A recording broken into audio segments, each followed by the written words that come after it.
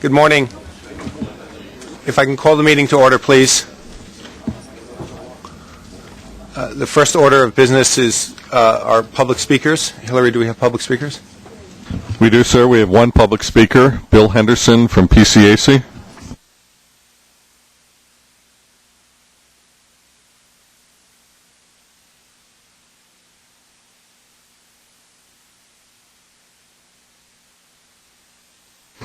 As Jay Walter is going to be leaving before the October board meeting, we wanted to take a moment to express our appreciation to him for moving the organization forward in some very important ways.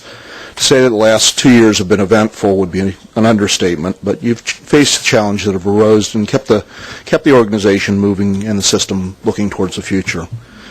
Although your time here is going to be relatively short, we believe you've made an enduring mark on the MTA in the integration of new technology into the operations of buses, subways, and commuter trains. You've moved forward projects that have been languishing, such as the bus locator and new fare payment systems, and initiated others. Some of these initiatives are in pilot phase, but riders have seen what's possible, and they look to the leadership that follows you to continue on the path you've established. We've also seen great power that can be unleashed by opening up information to the public, by moving from closed structure where even the most innocuous information required a licensing fee and licensing agreement to a relatively open structure. We can see what's happening in terms of application developers and all the things that are now available to the riders to their benefit.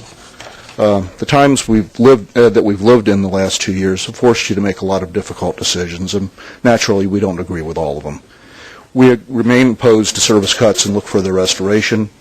We believe that a human presence in the MTA facilities is vital, but has been lessened through staffing reductions, and we remain wary of an increasing debt burden. There's other areas where we agree. Through your focus on efficiency and putting resources where they have the most value, you've set the MTA on a path that is necessary for its future success, but that until now we were reluctant to travel. We thank you for what you've done for the MTA and those who depend on it, and we wish you the best in the future. Thanks. That concludes the public speaking session. Thank you, Hillary, and Bill, thank you. We turn to the order of business. It is my last meeting at the MTA. I'd prefer, if we could, to do the regular business. I would like to offer some remarks, but I'll do that at the end of the meeting, if that's okay. If I can, ask for a vote to approve the minutes of the July board meeting. In favor? Opposed? Thank you. We turn first to the Committee on Finance. Andrew, please. Okay, Jay. There are 3 action items this morning. The first action item is for approval to file for and accept federal grants for federal fiscal years 2011 and 2012. The committee recommends this action, and I move it. Have a second? In favor? Opposed? Thank you. Okay, number 2. The second action item is for approval for a combined purchase by MTA and TBTA pursuant to a tender offer for auction rate securities and a redemption of fixed rate securities of outstanding 2 Broadway certificates of participation, COPs. The committee recommends this action item, and I move it. Pat? I have a question, Andrew. Which firm has been hired as retained as underwriter on this? The materials, at least as far as I read, didn't indicate. Thank you. Further discussion? In favor? Aye. Opposed? Thank you. The third action item is for authorization to issue transportation revenue bonds of up to $500 million of capital projects contained in approved capital programs of the transit and commuter systems. The committee recommends this action item, and I move it. In favor? Aye. Opposed? Thank you. There are 2 non-competitive procurements in the total amount of $1.2 million. I move these procurements. In favor? Aye. Opposed? Thank you. There are 8 competitive procurements in the total amount of $18.4 million, and I move these procurements. Discussion, Susan? I wanted to point out that under insurance broker services, which is F3, Willis of New York's contract has an option which allows us to move education on insurance and surety into the small business mentoring program. And I complimented Long Island Railroad on attaining their goals on Monday's meeting, but I wanted to extend that to all of the agencies. The program as a whole has now exceeded its goals by more than 40% for the year, and we're not even finished with the year yet. So it was hard work on the part of all the agencies to bring that about. And lastly, on the good news front, Mike Garner was in Washington a couple of days ago, and it appears that we will have authorization to extend the small business mentoring program to our federal contracts. And that's a biggie for us. So I want to thank everybody for their support, and most especially my fellow board members. Thanks. We have a motion and a second. Further discussion? In favor? Aye. Opposed? Thank you. There is one ratification, in the amount of $7.5 million. I move this ratification. In favor? Aye. Opposed? Thank you. And there are 5 real estate action items this month, which are described in the board materials. I move the real estate action items. Do I have a second? Discussion? Mr. Chairman, Chuck?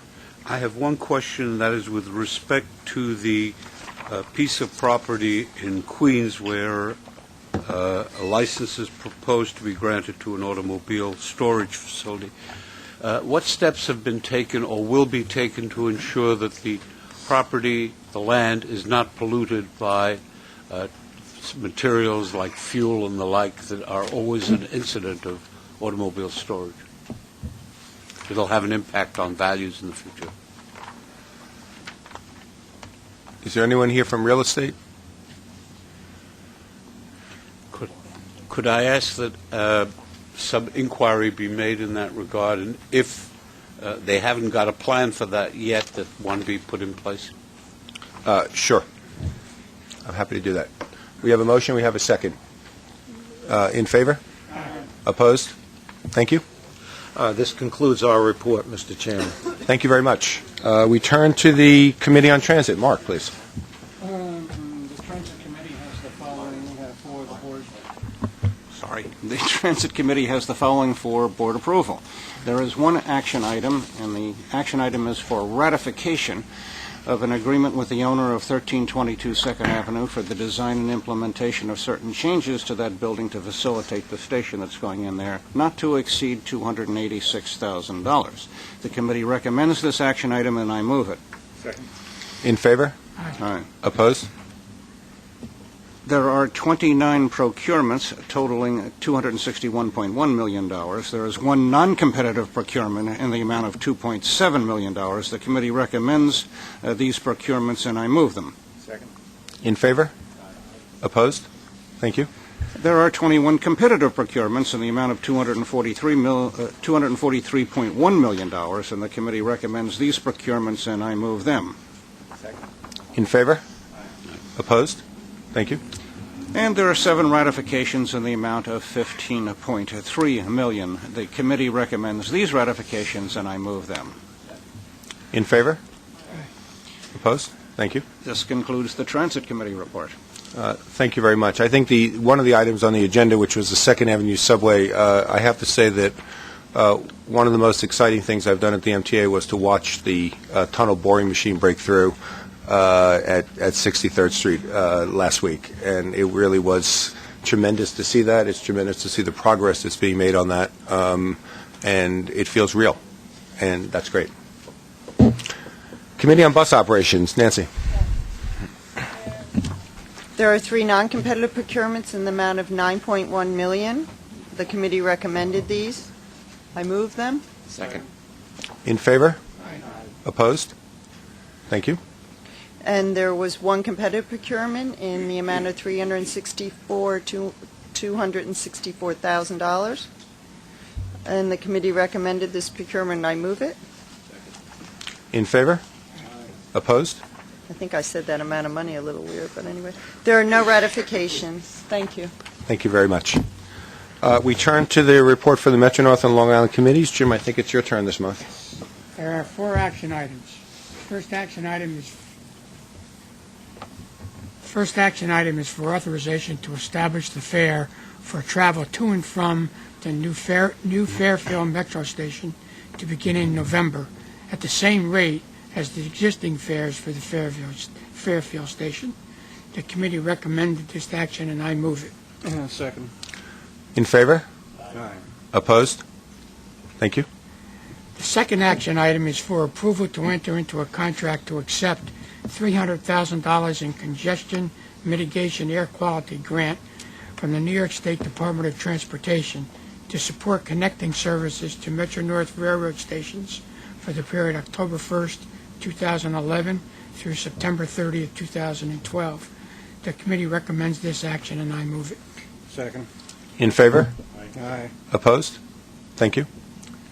The third action is to ratify the declaration of emergency issued by Chairman Walter on August 31st, 2011, which authorized the Metro-North Railroad President to proceed with emergency actions necessary for the rebuilding of the Port Jervis line in the wake of Tropical Storm Irene, and the West of Hudson Port Jervis line emergency condition assessment contract, which was entered into by Metro-North Railroad in accordance with this declaration of emergency.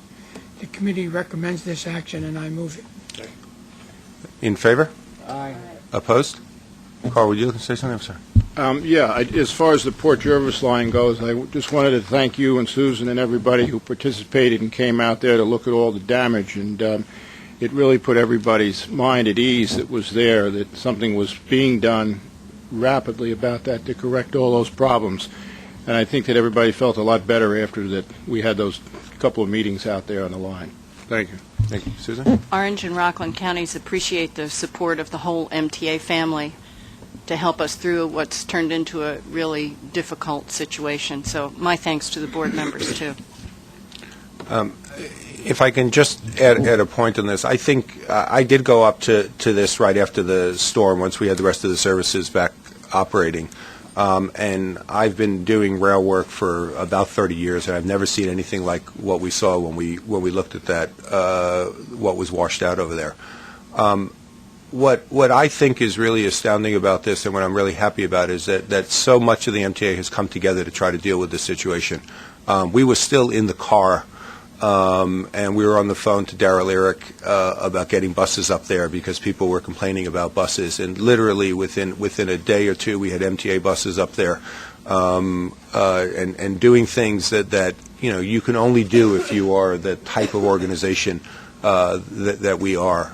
Metro-North has responded, I think, incredibly well, changing the busing plan probably half a dozen times to try and find better ways of being able to do it. And announcing just recently that we will have service back by the end of the year, which I would have bet against. And I have to say it's a real statement about getting in there and being able to get work done and to do this. And I think that, the storm, you can't prepare for that. You can't understand what's going to happen in doing that. All you can do is respond. And I think the organization has responded in a very, very powerful way. And we should all be very, very proud of that. On the trip that Jay referred to, when we're driving in the car trying to see as much of the rail as we could, he and Howard Permit were trying to explain to me as nicely as they could that it was months. And I said, a couple of months? Months, Susan, months. And I knew in my heart that what they were telling me was we were going to have to go through the winter without any kind of real solution.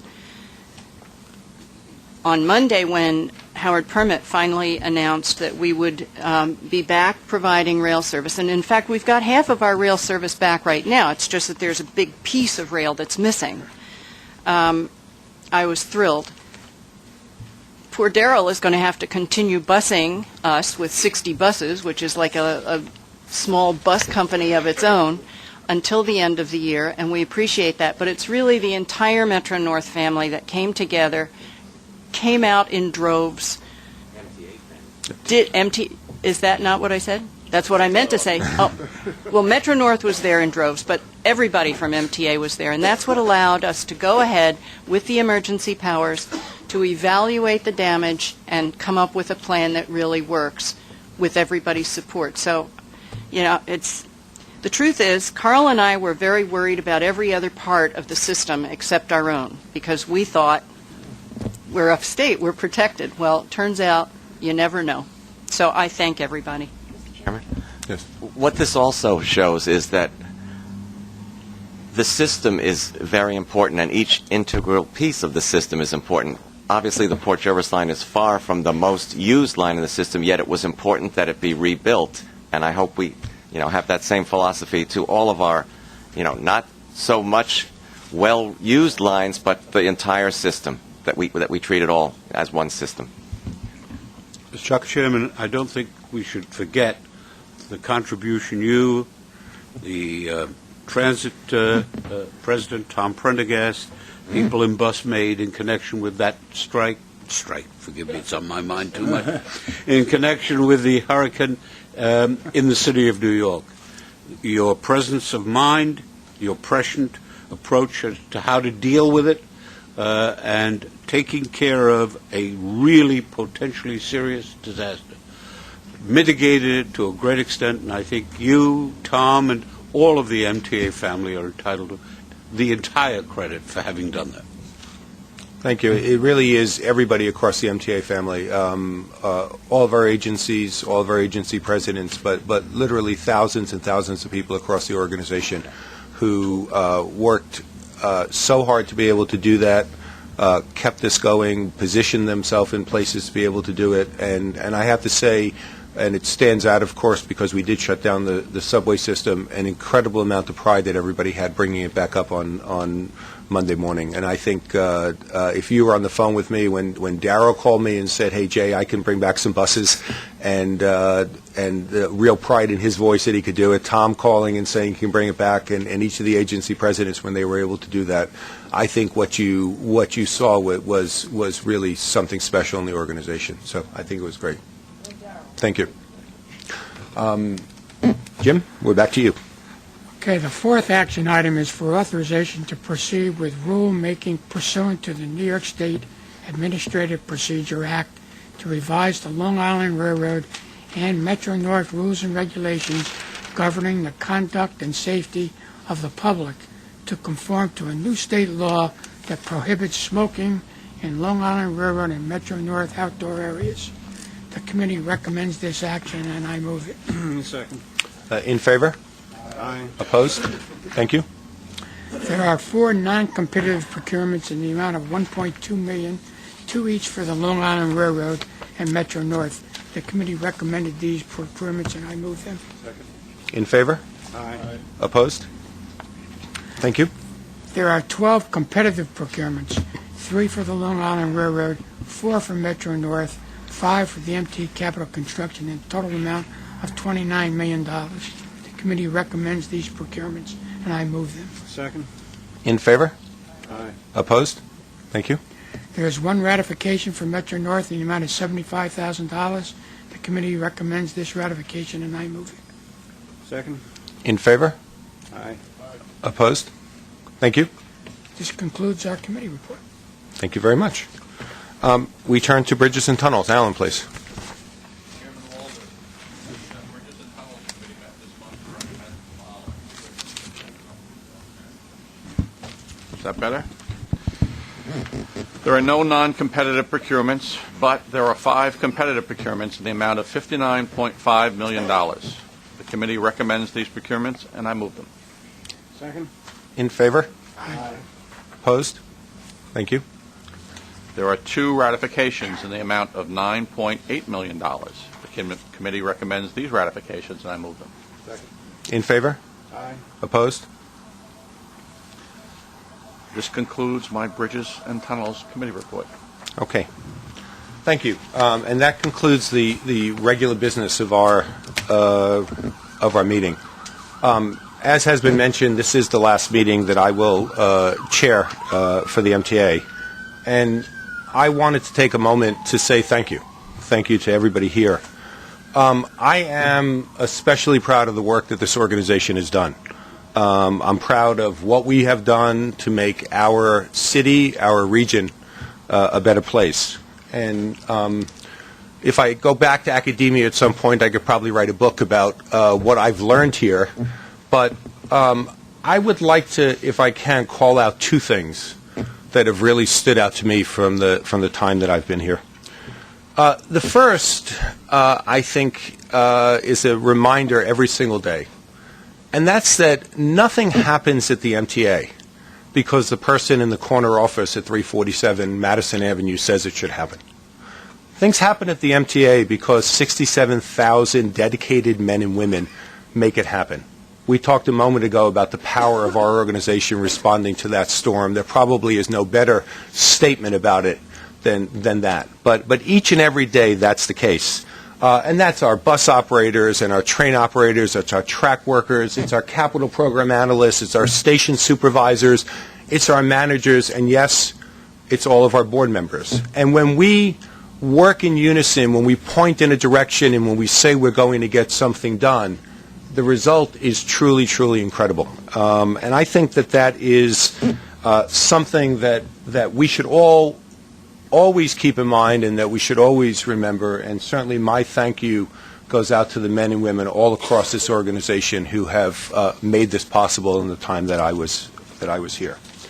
The second point that I'd make about this, and one that I feel increasingly strongly about, is that more than half the battle is won by convincing New Yorkers and convincing ourselves, frankly, that we can do it, that it's possible to do it, that we as an organization are capable of great things. And I think what I'm probably most proud of in the time that I've been here is that we've shown people that we can do it. We've shown them that the MTA can reduce costs, that we can operate more efficiently and more effectively, that we can make every dollar count. We've shown people that we can do technology. Yes, we can do it. We can get the cell phones going. We can get everything going. We can do technology in this organization, and it matters in a 21st century transit system to be able to do that. We've shown people that buses don't have to be stuck in traffic, and that we can have free-flowing buses, and that people like it, and it's something there. And we've shown people that we can have more diversity. Diversity in our frontline staff, diversity in our senior managers, and diversity in the contractors who are working for the MTA. And Susan's comments earlier about our mentoring program, I think, go right to that, and very much. And as we've been talking about, I think we've also shown people, if they needed any reminder, that the MTA is what moves New York. During the hurricane, when we shut down the transit system, people made comments about the eerie sense of New York as a place that stood still. And when we started up, New York started up again. And I would not forget that connection in the way that this happens. So I'm very, very proud of everything that's happened. I know this is an organization that will continue to move forward. There will be a new person in this chair. There are great people all around the organization. There will be new ideas that come forth, and that's terrific. That's the way that it should be. That's the way it's always been with the MTA. For my part, I just wanted to say thank you for the opportunity to serve this great city, this region, and to serve with the thousands of men and women at our transit system. Thank you. No zeros, no layoffs. No layoffs. No zeros, no give back.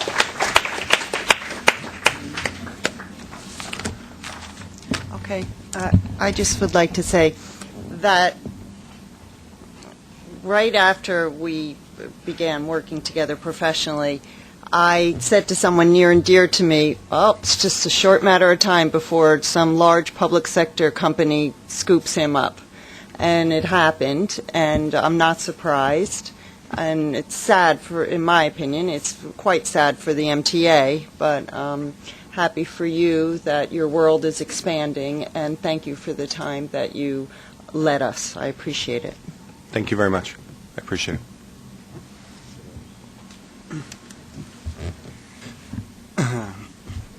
You made it very easy for us on the board to work with you as the committee chairman of both Bridges and Tunnels and New York City Transit. You really made us look good.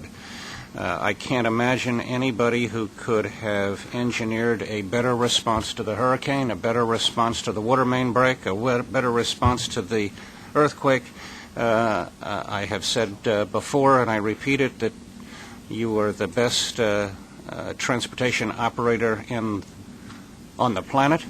We are really going to miss you. Fortunately, you also had very good taste in selecting, in retaining, and in promoting the agency heads. The agency heads who, as you commented, run the place on a day-to-day basis are all practically perfect. And this is a great sense of, this really shows how good your judgment is from a personnel standpoint, and it makes us very confident that even though you're leaving, the operational part of the MTA will remain intact and perform as it has never performed before. You are the tallest person in this room. You will probably be the tallest person in China, and you will, I'm sure, be the tallest achiever there as you were here. We wish you all the best. Thank you very much. I think Yao Ming is coming back, so... Pat. Jay, I just wanted to thank you and applaud your leadership, vision, and fiscal stewardship. One of the characteristics and definitions of leadership is doing it in very tough times in a tough environment. But the other thing I want to applaud is that despite that, at a time where the private sector and public sector are in retrenchment, you were able to develop new initiatives that had a significant impact on the commuting public, and you're to be applauded for that. I thank you for your service. Thank you. Mitch? I just wanted to thank you again. You and I started together back a long time ago in Albany. I think it was the first capital plan or the second capital plan, and it was a great achievement then. I want to thank you on behalf of all Long Islanders for understanding how important the suburbs are to the region, both from a Long Island perspective and for our friends from up north. Sometimes we get a little wary out there that people think we're not as important, and your stewardship, your commitment to the island, your friendship to me and to Pat on issues affecting the island are very worthwhile and will leave a legacy far beyond that. I said at the end of the meeting on Monday that I thought the contract said you had to stay until the end of East Side Access, even though we just lost some more time. I did not get a positive reaction from you at that time, but I hope sooner or later we will get here in one-stop ride, and I hope you come back and take that ride with us. I'll be very happy to do that. Very happy to do that. Susan? This whole agency, us included and everybody who works for us, takes great pride that come trouble or high water, sooner or later we provide the service as usual. But what you've taught us is that providing service as usual is not the same as maintaining the status quo. You did shake a few things up, Jay, and it came out for the better. The mentoring program is certainly one thing that I appreciate. I wasn't initially a fan of the countdown clocks, and the first one my husband saw in a subway station, he said, boy, whoever thought of that was a genius. So I decided maybe that was a good idea too.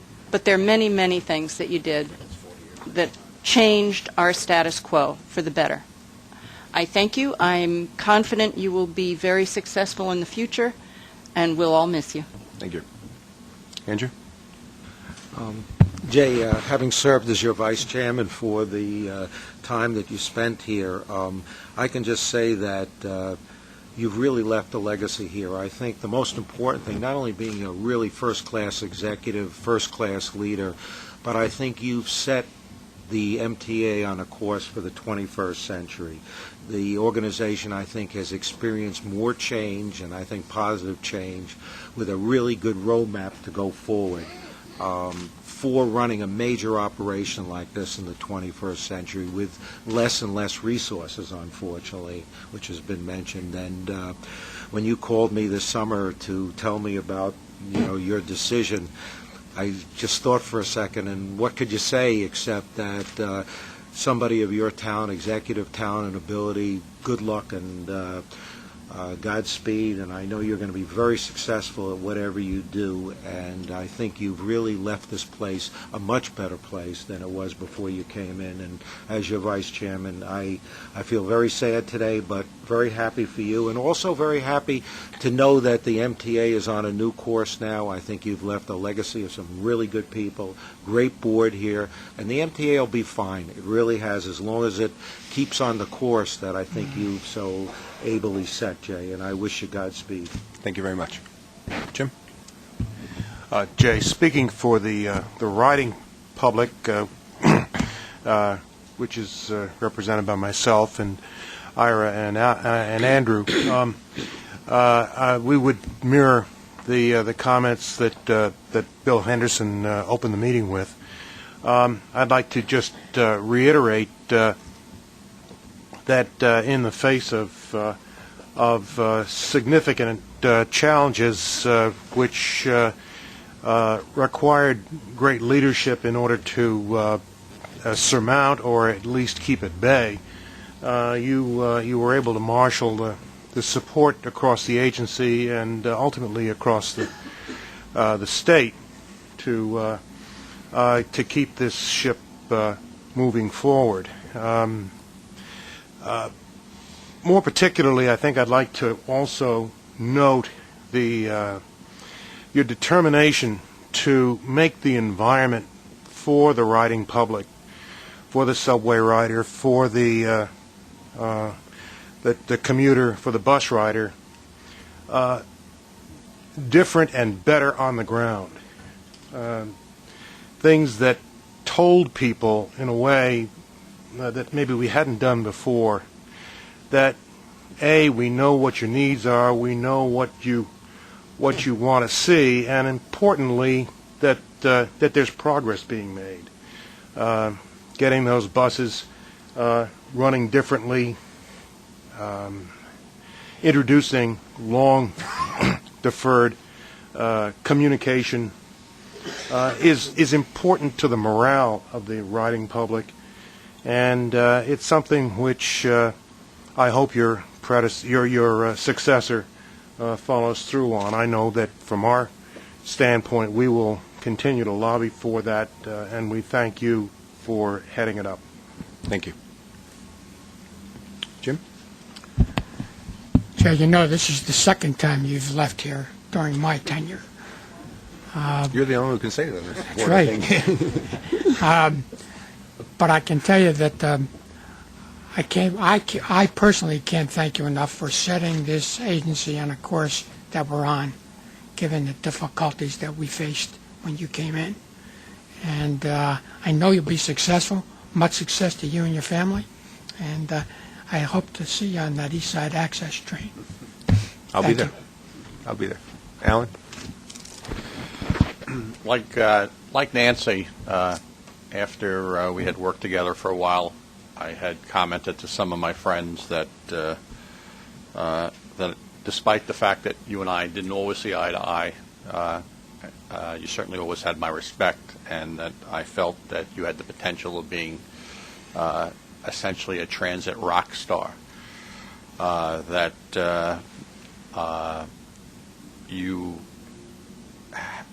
your innovation and your ability to create a dialogue to help us through some of the most difficult decisions that have ever been faced by this organization in its existence, where there were no happy or no good choices, and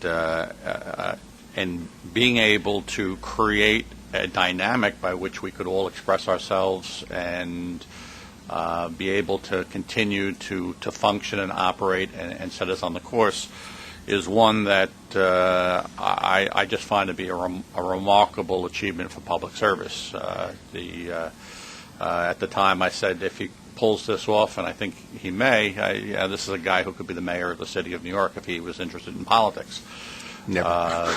But although you've shown no political inclination of that nature, the private sector will benefit, and the certainly those in Europe and in Asia from your tremendous abilities and skills. I'm going to miss you personally, and the organization is going to miss you. But it has been said, we're all very happy that you're succeeding in your own career goals, and who knows, perhaps at some point maybe we'll be saying goodbye to you once again. So, Thank you. Thank you. Chuck? Mr. Chairman, in the borough of the Bronx, we try to judge people by what they do, not by what they say. I have been on this board for approximately 9 months. In that 9-month period, you have achieved, as you had in prior period of time, great strides forward. And what you have done in my book that is the most important is you have been able to pull together the talents that are in your agency chiefs, that are in the managers and at the workforce, to try and get them to work together to achieve the kind of things that they are really capable of. But perhaps even more important than that, you listen. And that, to my mind, is greatly different from that of most people in public life. There have been times that I have had issues that have been raised. You have listened. You have acted. When we raised the question of the condition of the subway stations at 149th Street, you and Tom Prendergast were able to start the process of getting those stations fixed. Those are the kinds of things that make this the Empire State and the Empire City of the world. I wish you luck, good fortune, and all the best. Thank you. Norm? I don't want to throw any cold water on the adulation here. I think Nancy's word, I think it's a good choice of English words, but I come down to praise Caesar, but to bury him is one thing that comes to my mind, because I feel like the situation with labor, I know it's been a source of frustration for you, and I know you would have liked to have concluded more agreements in this period of time. I certainly would have liked to have more agreements concluded, but it's not been because you're not honest, intelligent, and fair. I think my personal relationship with you, I found all those characteristics to be in the front. That said, you're not finished here, and I encourage you in the next period of time, you have I want to say bully pulpit, I don't even know what that phrase really means, but you have the ability to speak truth to power regarding the position of this agency in the political economy in New York, and certainly the union relationships will be part of that, and I think that I encourage you to do so, and to that you can continue to lead this organization even in this last month. And it is a critical period, shrinking resources, all that, but there's never enough money. There was never enough money in good times. And there's a lot of compromises involved. And if I could have helped you in some way to improve your relationship with labor, I would have liked to, but all in all, the trains are running. And we do appreciate the effort you put in, and I know you're going to be a success. And I also think this group you're going to, the form of this group is from what I understand of it, could be some sort of model for American mass transit going forward. And I would also encourage you to share that with the media.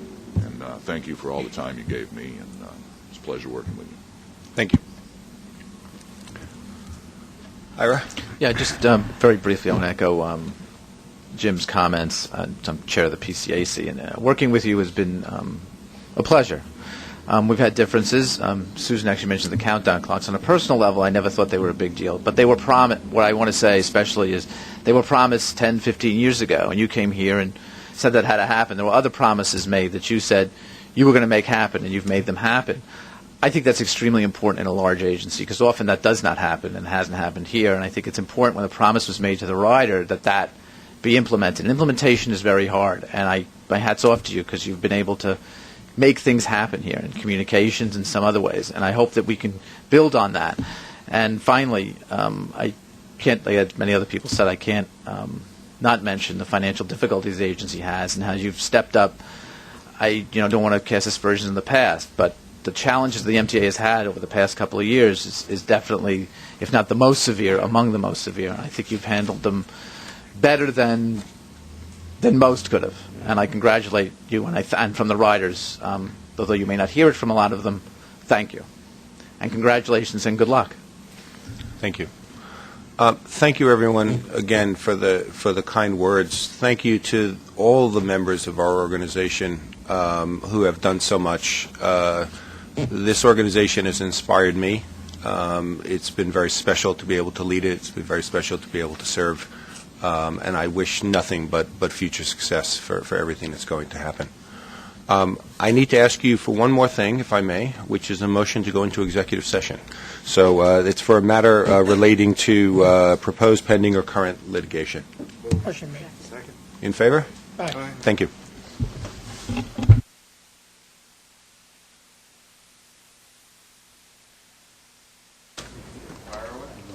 Chairman Walter, 你会讲國語，唔識講廣東話。Ni hao, good morning. I just asked if you speak Mandarin or Cantonese. Neither right now. But you don't need to. They speak English in Hong Kong. But I'm probably going to go down to the Rosetta Stone store downstairs soon. Jay, what do you think the qualities are that your successor should have? I think that whoever runs this organization should be dedicated to the organization, to what it does on a day-to-day basis, and to find the ways to be able to work with the incredible strength of this organization, which is embodied in its senior management and the 67,000 people who put everything out every single day. And that's where you get the power of this place. And that's what I hope the successor will find a way to do. Do you think that person needs to have mass transit experience? I think it is helpful to have a knowledge of mass transit. I don't know that it's an absolutely essential quality, but I think that it is. It's important to throw yourself into it, be part of it in every way. I've tried to do that in every way, and I believe that's the case. Jay, can you talk about your relationship with Governor Cuomo, and how much did that play a role in your decision to leave? It didn't play any role. I received a fantastic opportunity to go to a company that I think is one of the world leaders, not just in transit, but also in development. It's a multinational company, and I took that offer. There was nothing else to it. How would you describe your relationship with Governor Cuomo? I've always been able to work with the governor and his staff for everything that I've needed to do, and I think the transit system has received the support that it's needed. Have you had any input on who your successor should be?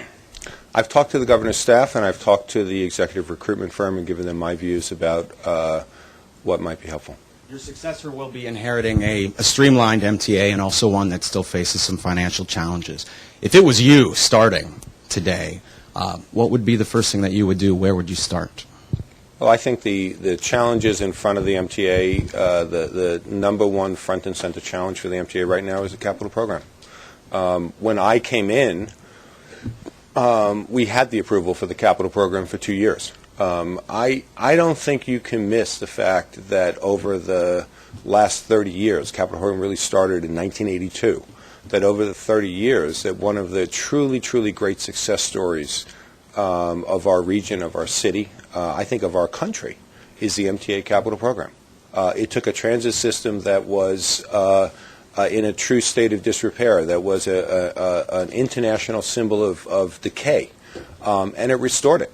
And it brought it back to being a safe and reliable transit system that millions and millions of people rely on. And I think the proof of the pudding of that is not in any of the statistics. They're not in the statistic about mean distance between breakdowns, and it's not in other things like that. The proof of the pudding of it is the fact that 50% more people are using our transit system today than were using it 15 years ago.